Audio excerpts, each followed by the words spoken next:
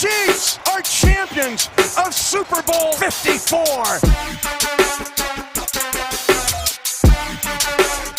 These guys are hungry for more. They are eager to win another one. They're not satisfied with that one title. They want more. They want to build a dynasty here. Fires for the end zone. Caught. Touchdown! The Sac Nation delivers its first statement of the 2020 season. Every conversation since the parade has been run it back and do it again.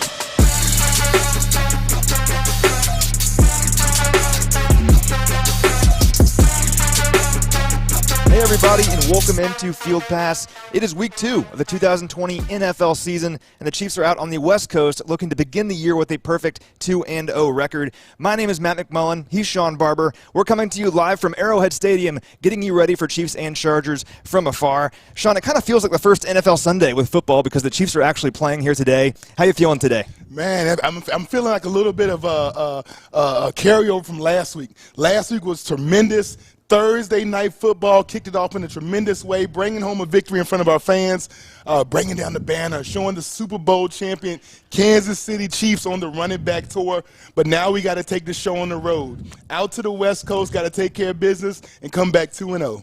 Taking on the Chargers here today, first road trip of the year, as you said. And this has been a matchup the Chiefs have dominated over the years. Since 2014, the Chiefs are 11-1 against the Chargers. They are scoring 27.6 points per game, allowing just 17 points per game. They have 26 takeaways in that time, and they have topped 30 points 6 times. Shawn, that's total dominance. Yeah, you talked about the turnovers. Unfortunately, Phillip Rivers isn't there anymore, so we can't count on those 2 turnovers to be given to us. So we got to create our own. So instead of turnovers, we're going to call them takeaways. Our defense is going to take the ball away at a high rate today. I like the sound of that. That dominance over the Chargers has been part of a larger trend, too, against the AFC West. The Chiefs since 2015 are 27-3 against the AFC West. Just incredible numbers. It's the best 5-year stretch against a team's own division in the NFL since divisional realignment in 2002. So if you're trying to be a great team, beating your teams in your own division is what you want to do, and the Chiefs have been the best ever at that since 2015, trying to keep that going here this afternoon.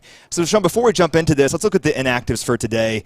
No big surprises, really. We kind of knew the big injuries for the Chiefs on Friday, those being Charvarius Ward, Colin Saunders, and Alex Okafor.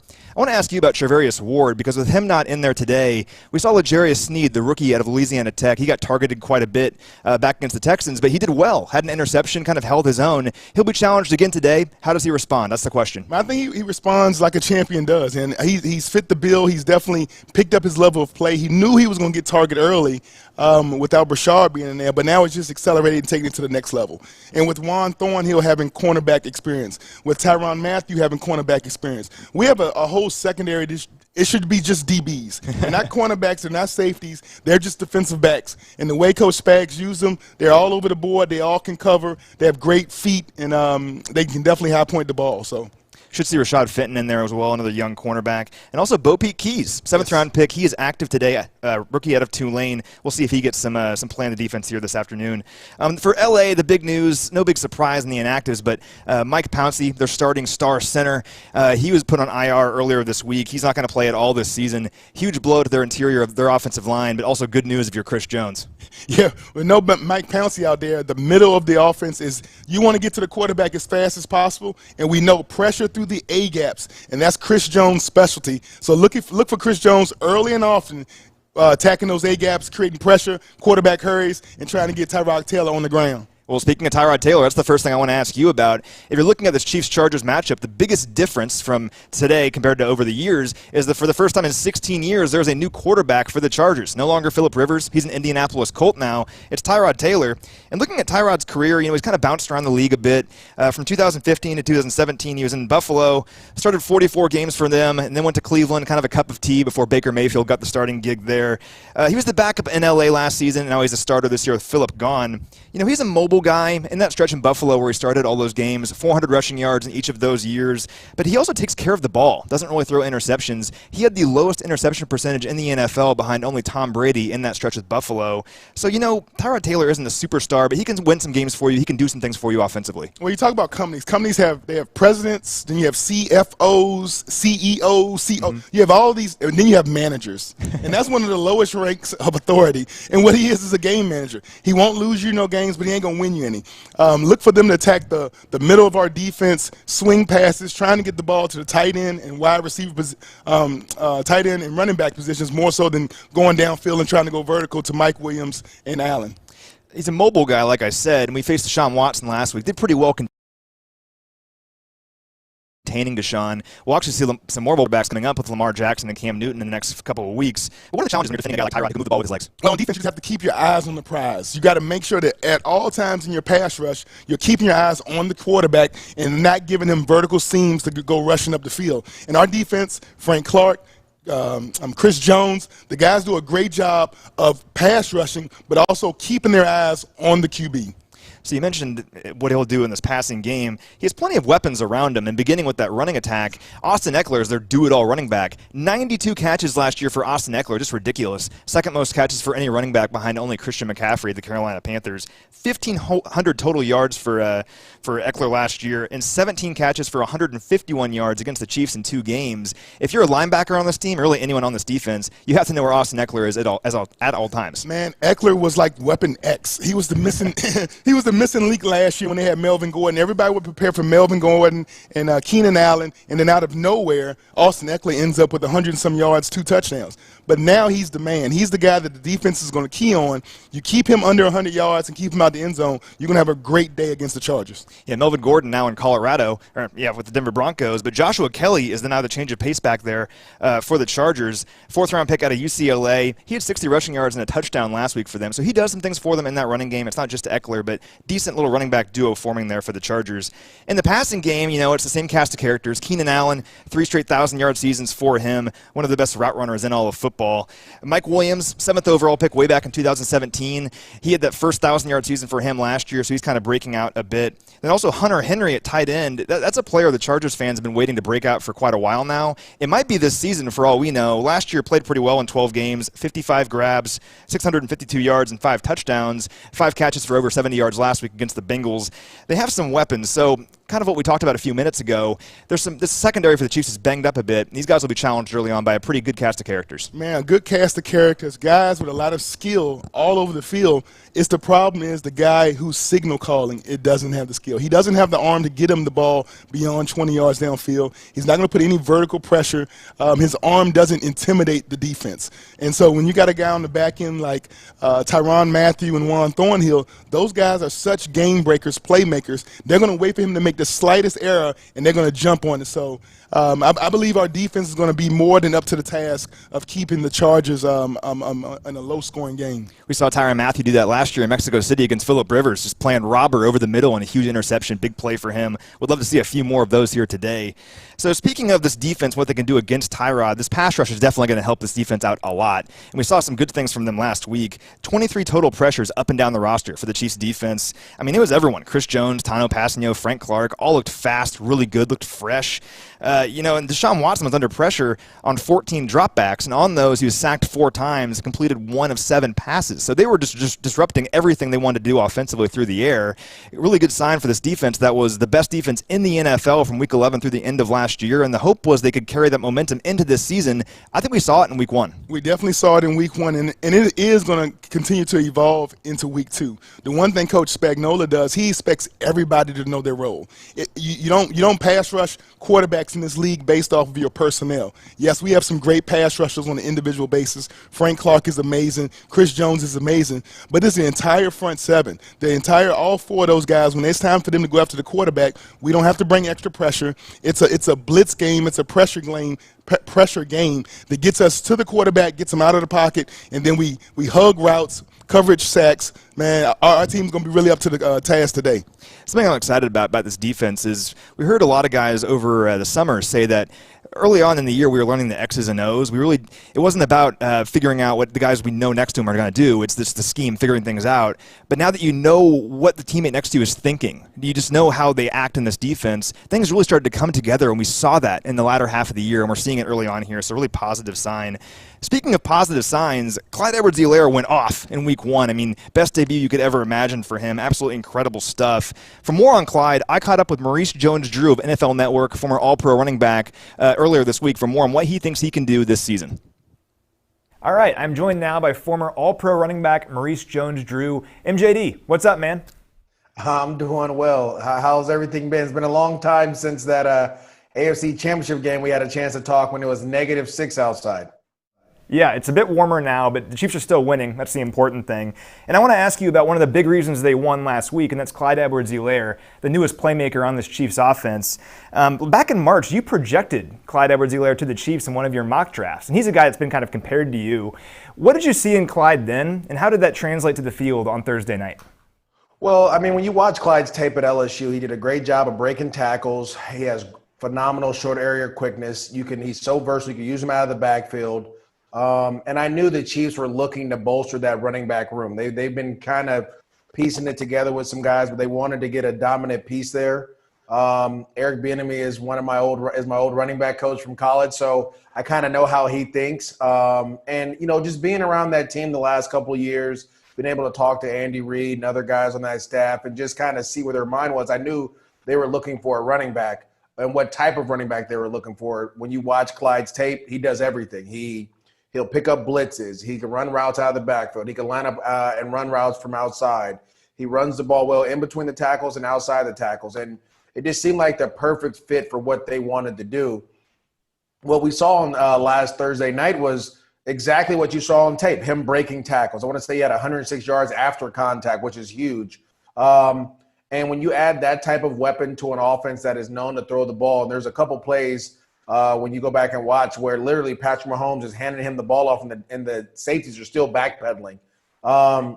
It's going to open some holes for him. And so, yeah, what you would like, I think the things that, he's going to need to improve on are going to be the goal line. Like you'll want him to score and break tackles down there.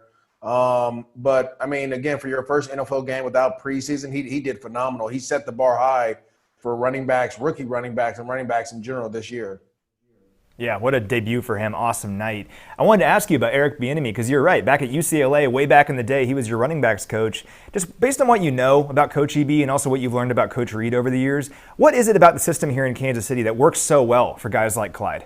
Well, they adapt to their players' strengths. They're not going to ask you to do things that you're not good at. Now, they're going to try to improve your weaknesses throughout practice and throughout the years, but they're not going to ask you to do things that you're really not good at. And so I think they've adapted and adopted a lot of the college things that guys are doing with the motions and the different thing that helps Patrick Mahomes out, but also what Clyde did at LSU. And one of the beautiful things about him being at LSU is he wasn't just a zone runner. He wasn't just a power runner or, a gap scheme guy. He did everything. So when he came into the league, it wasn't new for him. That terminology of how to read certain plays, how to do certain things, it wasn't new for him. So, he was able to jump in right away. I was really concerned about the pass protection, but after hearing a lot of talk about how he was in training camp and how he was improving every week, I knew that he was going to come out and have a big day.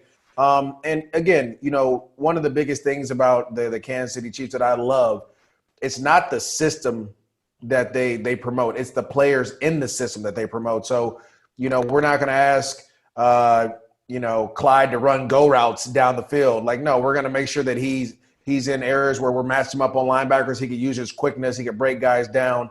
But also, we're going to utilize our play action pass to stretch the ball down the field and open things up for Travis Kelce and Tyreek Hill and everyone else. And as you see, each week, different receivers or different players are making plays. And so it's all about the players to them. And that's the beautiful thing about it. And it all starts with 15, obviously, but Clyde is just another, piece to that chessboard that they have that they're going to utilize in different ways to help them be a more explosive offense. And to be honest, I don't know what teams are going to do. If you load the box, Patrick Mahomes is going to throw it, all over the yard. If you don't load the box, they're going to turn around and hand the ball off. And I think that's where Eric Bieniemy comes in.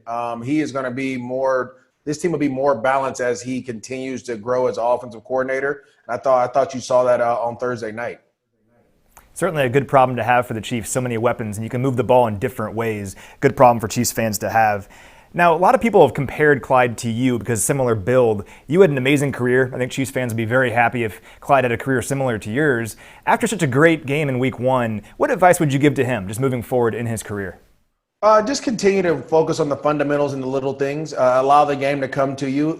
Certain times you're gonna have some really good games.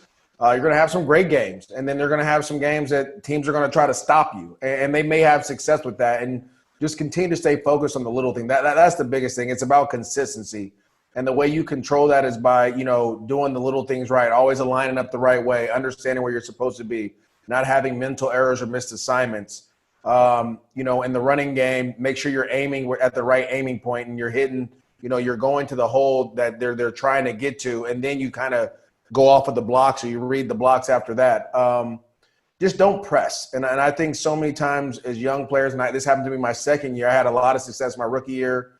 My second year, a lot of teams didn't know like I was good, which is cool. So I had success. And then my second year, they're like, look, we're stopping him when he comes in.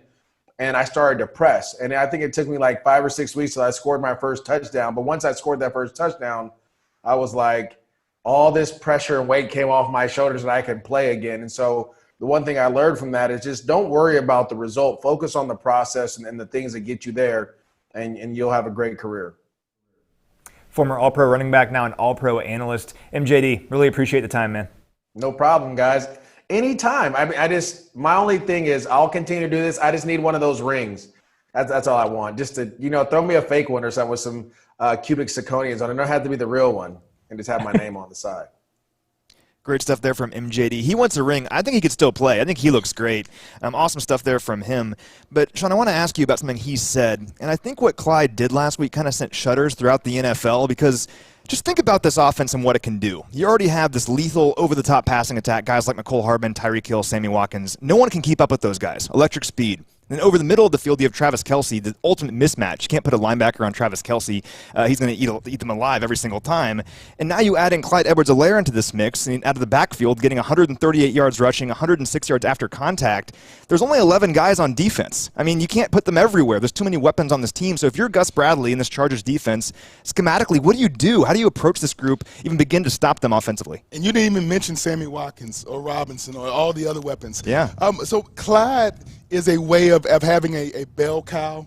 And you talk about the term, in Clyde we trust, right? In Clyde we trust. You have to have a ball carrier that is number one priority is ball security. And the one thing we realized whenever he went through the holes, whenever it was around the goal line, he carries that ball high and tight. He's been coached up very well by Coach Bieniemy. He's always thinking about that priority of ball security. Ball security is job security. And when you have a high-powered offense, all we got to do is keep the possession. If it's ever a third down, we've seen our offense get 3rd and 20s, 3rd and 35s on other teams with Pat Mahomes at the helm. So you just got to possess the ball, keep the possession, and he's very elusive once you try to get him in the hole and everything. So from a running back's perspective, he brings all you want to the table, and that ball security aspect is something that definitely puts him over the top. And we didn't even see him catch a pass in week 1. That's why he did best at LSU, 55 grabs, single-season record at LSU, and they've had some pretty good running backs. So can't wait to see what he can do now in week 2 and going on in his career. Now, this Chargers defense have a lot of playmakers that he'll have to be competing against, and it really begins with their pass rush. I mean, Melvin Ingram, Joey Bosa, one of the best pass rushing duos in the NFL. 11 pressures for those two guys alone against the Cincinnati Bengals last week. And then Joey Bosa, based on PFF's grading scale, was the 3rd best edge rusher in all of football last week. He could have a really great year this season. How can the Chiefs keep this pass rush at bay? Well, Batman and Robin, that's what I call them. When they come after you, Joey Bosa and Ingram on the edges, they're going to bring that heat up off the edges. The way you stop them, screen game, hard counts. Attacking the running game up the middle. And that's where the softness in this Chargers defense actually lies, right up the middle. And in all reality, in those 11 out of 12 wins, we've never had the running back needed to really just attack them downhill over and over again. Clyde Edwards-Helaire gives us that capability that if Pat wants to, if they're not loading the box and they're giving us the run, we can hit them for 4 and 5 yards to carry right down the middle of their throat. And that's how you look at the underbelly of that defense and attack them where it hurts. I want some good news at keeping that pass rush at bay. Over the last 4 games, Joey Bosa has played against the Chiefs. No sacks, so that's great. Huge testament to Mitchell Schwartz and Eric Fisher there. And then also last week against the Texans, only 1 sack allowed. So keeping Patrick Mahomes clean, very important, and we did a good job of that in week 1. Hopefully can do that here in week week, too. So you mentioned the underbelly of this defense, this linebacker core. They added to that with Kenneth Murray in the first round of the draft. Really talented kid out of Oklahoma, All-American, team captain, back-to-back seasons with 100 tackles. Struggled a bit in week 1, though, as rookies tend to do. But just looking at him, you know he's going to be a pretty good player. Oh, man, between Kenneth Murray, Patrick Queen, and our own Willie Gay Jr., those are the top 3 across the board. Every team in the league had those as the 3 top linebackers as far as every down linebackers. We were fortunate to get one. Baltimore gets Queen, and the Chargers get Murray. Now, he's going to be a guy that's going to go sideline to sideline. He's a playmaker. But what the one thing he did struggle with in college was coverage. And that's one of the assets, the hidden jewels, let's say, of Clyde Alaire. Something he hasn't even showcased yet this season is his hands, his great assets and his abilities, his skill level out of the backfield. Yeah, we'll see if he takes advantage of that here today. Kenneth Murray, though, I think he's a guy to watch for today and also the years to come. Could be a pretty good player in that Chargers defense for quite a while. Now, one guy missing from this Chargers defense is all-pro safety Derwin James. Huge loss for them. He will not play at all this season. Still a pretty talented secondary, though. For more on that group, I caught up with Terez Paylor of Yahoo Sports earlier this week.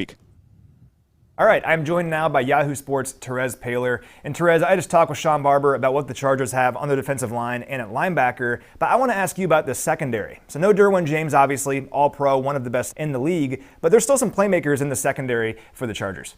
Yeah, it's a great group, or at least a very good one. Casey Hayward's an all-pro corner. We know that. Solid player, not someone you want to consistently attack, even though the Bengals tried a bunch of times in week 1 for whatever reason. Also, Chris Harris Jr., the ageless Chris Harris Jr., the Kansas graduate, also, still a solid player for his age. And Desmond King, the second, a nickel back that they moved to safety with Derwin James Jr. out. He's a good player as well. There's some areas of attack, though. Rayshawn Jenkins, the other starting safety, is a player who's, he's an adequate player, but if you get one-on-one matchups with him, you do want to throw at him. And also, I think you want to keep trying the new nickel back, Mike Davis. He made a few plays in week 1 against the Bengals, but last year, teams attacked him. And I think if you're the Chiefs, you want to make this kid show, hey, listen, you might have done all right in week 1, but it's a whole different deal now with Patrick Mahomes and this cast of receivers. So let's go. When you get that guy isolated, and Andy Reid's one of the very best at isolating people, you want to make him prove that what he showed in week 1 is real. Yeah, speaking of matchups, think about some guys that have had some success against the Chargers lately, even though they have some pretty good DBs. Guys like Tyreek Hill, some good games against Casey Hayward. Then also Travis Kelce down in Mexico City had a really nice game last year. Is there a guy in the passing game that could have a nice game here tonight? I think it's going to end up being one of the secondary players for the Chiefs. So, like, whether it's Sammy Watkins or, I wouldn't be surprised if their third receiver, McCole Hardman, has a big game, or even Clyde Edwards-Helaire. One area you do want to attack is the linebackers. Like when Denzel Perriman's on the field, you want to throw underneath, make that guy cover. Nick Vigil, when he's on the field, you want to throw underneath, make that guy cover. And remember, Andy Reid didn't show what Clyde Edwards-Helaire can do in the pass game really last week. He didn't feature it. That was on purpose. He will break it out when necessary, and it will be interesting to see if he deems this week as one of the games where he thinks it's necessary. Clyde Edwards-Helaire, 55 catches last year at LSU. Single-season record for an LSU running back. They've had some pretty good ones, too. All right, Terez, game prediction time. Who wins on Sunday? What's the final score? I'm going Chiefs win, 34-17. Andy Reid's got a 90-something% winning percentage against the AFC West. He does not lose in this division. He does not lose the division, and it does not matter where the game is played, whether it's Los Angeles, Las Vegas, Mexico City, Denver, does not matter. Certainly Kansas City. Andy Reid owns the division. Everyone else is chasing him. I'm going to go with Andy Reid because I love the odds. Love the sound of that. Terez, as always, thank you for your time, man.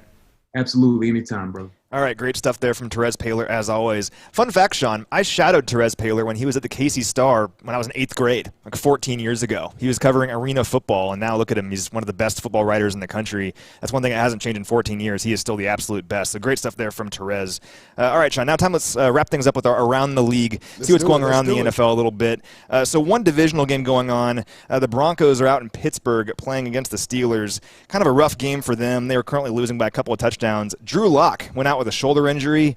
A lot of injuries today in general around the NFL, but that's a tough blow for the Broncos. Yeah, the Broncos are going to struggle with the Steelers. I think at halftime, the Steelers looked like they were on the way to a double-digit sack day with a lot of pressures on Driscoll. Driscoll, he just doesn't look like he was prepared to face the vaulted steel curtain today. But you talked about injuries around the league, man. We got Dak Prescott, Drew Luck, Jimmy G, and Mozart, Saquon Barkley, Perriman, Akers, Montgomery. It's going to be a wildfire of action on the wire come next week. Yeah, if you're in fantasy football, be checking that waiver wire Tuesday right away, because there's a lot of guys probably that are going to be playing in week 3.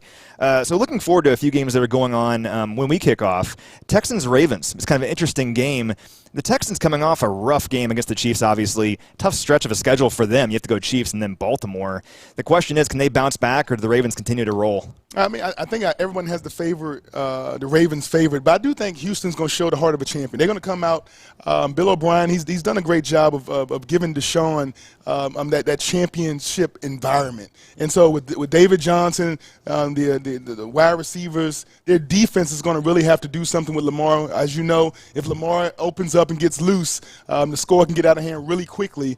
But I think it's going to be a closer game than most people think. I think after we kind of put it on the Houston Texans pretty good, they're going to come out in this second week and want to show somebody there for real. Yeah, they've had some extra time to prepare now for the Ravens. Great quarterback matchup, Deshaun Watson, Lamar Jackson, and we'll see the Ravens here pretty soon on Monday Night Football. So I'm encouraged to see what the Texans can do against them. Wouldn't be mad if the Texans could win that game. Looking at Seahawks-Patriots, another game this afternoon. Really interesting game there, because the Patriots, everyone was so curious what they would look like this year with no Tom Brady. Yeah. Cam Newton looked pretty good last week, 2 rushing touchdowns. Then on the Seahawks side of things, they've always been this ground attack primarily. Like Russell Wilson's a great quarterback, but it was always Marshawn Lynch, this ground attack. Well, last week he threw 4 touchdowns. I think he's going to throw the ball around a lot this year. With the way that the Seattle Seahawks attacks people, it's that ground and pound, and when you're not looking at it, he's kind of like a magician, right? Russell, he does his thing, and all of a sudden, he's thrown for 400 yards and 4 touchdowns, and people still consider him a ground and pound offense. So one of the great things you can see Seattle does is still that defense.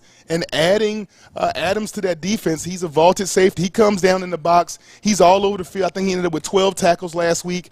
And being new to that defense, he's just going to get better and better as he evolves and gets more experience with that Seattle defense. So, I think Seattle is a team we got to reckon with sooner or later when it comes to the NFC Championship. Yeah, we'll see what happens with them. Could be a great game there, Patriots and Seahawks. Then lastly, Monday Night Football, another AFC West team, the Las Vegas Raiders, going to get used to having to say that, playing the New Orleans Saints.